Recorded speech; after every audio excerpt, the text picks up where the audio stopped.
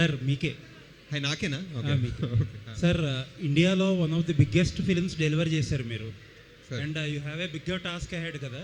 అవునండి. ఈ గ్యాప్లో ఈ ప్రాజెక్ట్ ప్రొడ్యూస్ చేయడానికి కారణం ఏంటి? ఎస్పెషల్లీ సంగీతం గారిని హీజ్ ఇంటూ హిస్ 90s కదా, ఈ టైంలో తీసుకొచ్చి ఇది ఎక్స్ట్రా డ్యూటీ ఒకటి చేయడానికి కారణం ఏంటి? అదే మీ క్వశ్చన్లోనే ఆన్సర్ ఫార్ సంగీతం సార్, అంతే. మెయిన్లీ ఆయన ఆయన మనం చిన్నగా ఉన్నప్పుడు, మనం పెరిగేటప్పుడు ఆయన ఇచ్చిన సినిమాలు, ఆయన ఇచ్చిన ఇమాజినేషన్, మనకి ఆయన ఇచ్చిన వండర్కి ఒక చిన్న రివర్స్లో మనం కూడా ఒక చిన్న పని చేయొచ్చు ఆయన కోసం, ఆయన డ్రీమ్ ప్రాజెక్ట్ చేయొచ్చు అన్న థాట్లో చేశాను. అంటే ఎలా కలిసిందండి మీ ఇద్దరికి ఈ సింక్, ఈ ప్రాజెక్ట్ చేయడానికి? మీరు అప్రోచ్ చేయాలా లేకపోతే సార్ ఏదైనా చెప్పారు? లేదు, ఆయన ఎప్పటి నుంచో ఈ ప్రాజెక్ట్ ట్రై చేస్తున్నారు. లిటరలీ పుష్పక్ ముందు ఈ ప్రాజెక్ట్ కమల్ సార్కి పిచ్ చేశారంట. Okay. So like almost 40 years నుంచి. ఓకే.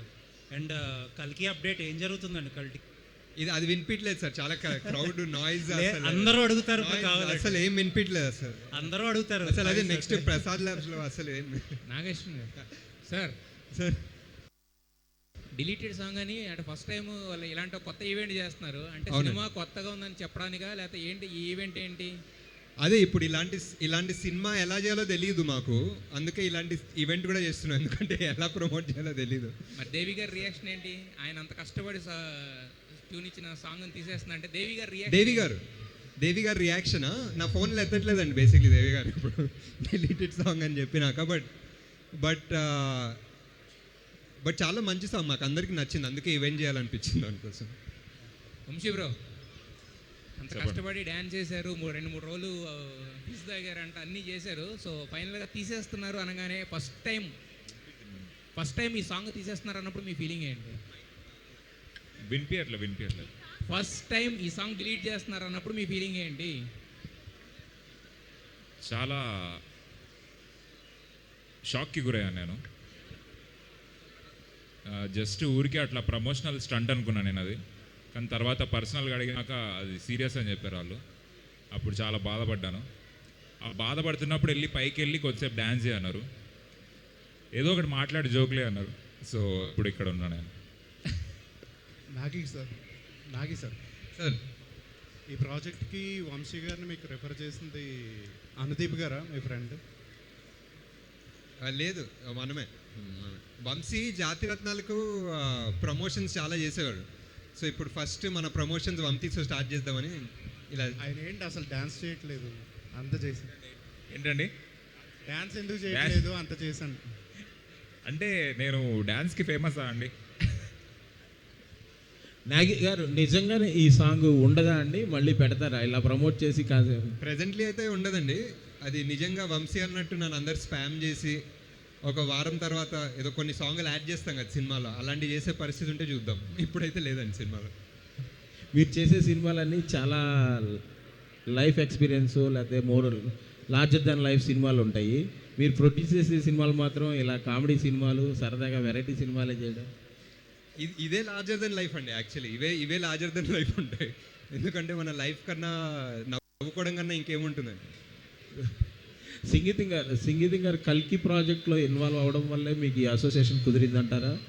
ఫస్ట్ మహానటి సార్, మహానటిలో మాయబజార్ ఎపిసోడ్లో ఫస్ట్ కలిసారు, అప్పటి నుంచి అసోసియేషన్.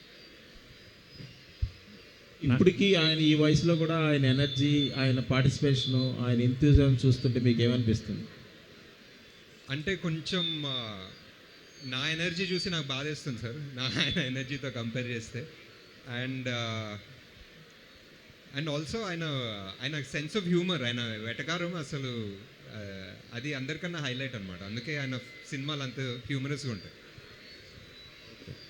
నాగేశ్వరం గారు ఇక్కడండి, ఇక్కడ ఎస్ స్ట్రైక్. Hi hello. యాక్చువల్గా వంశీ పాపం చాలా కష్టపడి చేశాడని అనిపిస్తుంది సాంగ్ చూస్తుంటుంటే. కష్టపడ్డాడు. అయితే ఈ సాంగ్ డిలీట్ అవ్వడం వెనక అనుదీప్ గారి ఆస్తం ఏమైనా ఉందా? అనేది హస్తం డెఫినెట్లీ ఉండొచ్చు, కానీ ఇప్పుడే చెప్పట్లేదు దాని గురించి.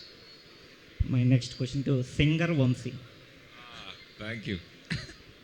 అయితే ఇప్పుడు మీరు ఈ మూవీ గురించి స్పెషల్గా సాంగ్ పాడారు కదా, జనరల్గా సింగర్స్ ఎవరైనా ముందుగా ట్రైన్ అవుతారు ఏదైనా సాంగ్ పాడాలంటే.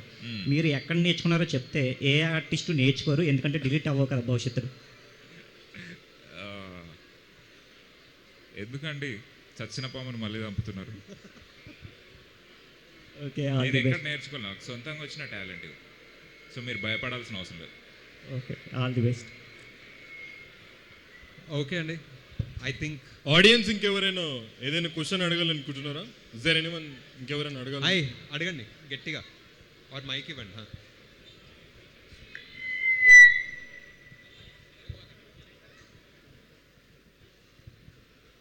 Hello sir. వంశీ నీకే.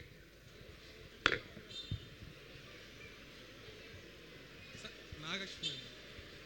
వంశీ క్వశ్చన్ నాకా? ఓకే సార్, మీ ప్రొడక్షన్ హౌస్లో ఎప్పుడు లైట్ హార్ట్ మూవీస్ ఎక్కువ వస్తున్నాయి. అంటే మహానటి కానీ, కల్కి కానీ, జాతరత్నాలు కానీ లైట్ హార్ట్ మూవీస్ ఎక్కువ చేస్తున్నారు.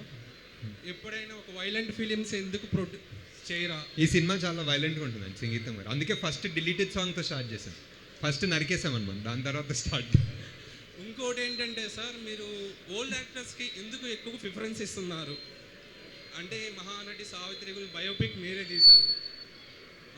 అండ్ ఆల్సో ఏంటంటే సంగీతం శ్రీనివాస్ గారి డ్రీమ్ ఫిల్మ్ మీరే చేయాలి ఎందుకు అనుకున్నారు? అంటే లెజెండ్ అండి, ఇంకేం లేదు, పెద్ద రీజన్ ఏం లేదు అంటే అంత స్మార్ట్ ఆన్సర్ లేదు. జస్ట్ అ లెజెండ్, అండ్ ఆయన సినిమా తీయాలంటే ఇంకా తీయాలంతే. అంటే ఇంకో డౌట్ ఏంటంటే వాళ్ళ యొక్క ఆయన బయోపిక్ మీరు మళ్ళీ తీస్తారా? ఆయన బయోపిక్ మీరు తీస్తారా?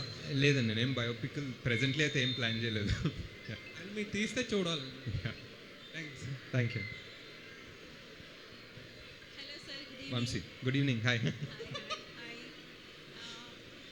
సంగీతం శ్రీనివాస్ గారి డ్రీమ్ని మళ్ళీ గుడ్ ఈవినింగ్ సార్. మీరు సంగీతం శ్రీనివాస్ గారి డ్రీమ్ని మీరు మాత్రమే ఎందుకు ఫుల్ఫిల్ చేయాలనుకుంటున్నారు? ఇంకెవరు చేయలేదు కాబట్టి అంతేనా? అంతే, ఇంకేంటి. దేవిశ్రీ గారు కూడా వచ్చింటే ఇంకా ఇంకా చాలా హ్యాపీ. చాలా బాగుండేది, కానీ డిలీటెడ్ సాంగ్ కదా. సాంగ్ లాంచ్ అంటే ఆల్మోస్ట్ స్టార్ట్ అయ్యారు, డిలీటెడ్ సాంగ్ అని అప్పుడు చదివారు, అప్పుడు అలానే బ్యాక్ అలా వెళ్ళిపోయారు అనమాట. దేవిశ్రీ గారు ఎప్పుడు వస్తారో కొంచెం ఏమైనా తెలుసుకోవచ్చా? దేవిశ్రీ గారా? వస్తారు డెఫినెట్లీ. మా కోసం రావాలి, డెఫినెట్లీ ఒకసారి మీరు వస్తారు, చెప్పండి. Definitely thank you so much. All the best అండి. వస్తారు. All the best. Thank you. Vamshi bro, మీకే క్వశ్చన్. ఎస్. హువా సియా అని చెప్పి నేర్పించారు కదా చాలా మంది సింగర్స్కి. ఏడిపించానా? నేర్పించారు. అదే ఏడిపిస్తూ నేర్పించారు. అయితే అక్కడ చూసా మీకు సింగింగ్ చేయమని అవకాశం వచ్చింది. అట్లేం లేదు, ఈ సినిమాలో అందరు పాడతారండి, సో అట్లా నేను కూడా అది పాడతా. మీకు అవకాశం అక్కడ నేర్పించడం వల్ల ఇలా వచ్చేసింది అంటారా? అలా దానికన్నా ముందే షూట్ స్టార్ట్ అయింది ఇప్పుడు. ఓ, మీలో సింగర్ని అప్పుడే గుర్తించారు. ఎప్పుడు. Super sir. మీకు సార్ రామ్ చరణ్ గారితో మీరు సినిమా తీసే ఉద్దేశం ఉందా? యా తప్పకుండా సార్, యా షూర్. వద్దే అంటే రెడీ చేశారా స్టోరీ ఏమైనా? లేదు, రెడీ చేయలేదు సార్, ఇంకా ఈ స్టోరీలో అవుతున్నాయి సార్, ఈ స్టోరీలు అయిపోయిన తర్వాత. Okay sir. సంగీతం శ్రీనివాస్ గారితో బెస్ట్ ఒక అందరితో షేర్ చేసుకునే మూమెంట్ ఏమైనా ఉంటే ఒకసారి షేర్ చేయండి సార్. సంగీతం సార్ తోట ఒక సీన్ డిస్కషన్ అవుతుండే అండి, ఒక సీన్ డిస్కషన్ రైటర్స్, నేను, సంకల్ప్ అందరు సీన్ డిస్కషన్ సీరియస్గా చేస్తుంటే అందరు మాటలు విని ఆయన very good but finally what I do అదే చేయండి అన్నాడు. So finally I'm the director, నాదే ఫైనల్ కాల్ అన్నారు sir. That's my favourite line. Super sir. Vamshi గారితో మంచి కామెడీ, అంటే జనరల్గా ఆయనతో కామెడీ ఎక్కువ ఉంటుంది. మీ ఇద్దరు కాన్వర్జేషన్లో బాగా మీరు ఎక్కువ నవ్వుకున్న సిచ్యువేషన్ ఉందా? అదే సాంగ్ డిలీట్ అయింది అన్న వెంటనే నేను చాలా నవ్వుకున్నాను. అప్పుడు కాన్వర్సేషన్ లేకుండే, కొంచెం ఆక్వర్డ్ సైలెన్స్ ఉండే ఇద్దరి మధ్య, అప్పుడు నవ్వుకున్నారు sir. Super sir, thank you very much. Thanks అండి.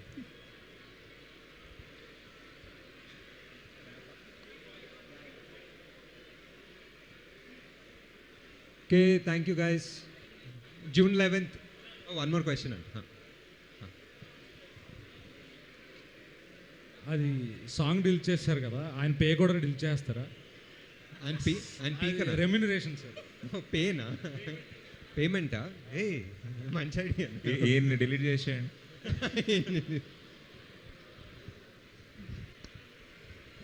ఓకే, అంతే అంతే అనుకుంటా, అంతే. ఒక డిలీటెడ్ సాంగ్కి thank you for paying so much attention. Thanks guys. June 11th, watch the song, watch the movie. June 11th, watch the song, watch the movie. Thank you so much for coming, everyone. Thank you so much.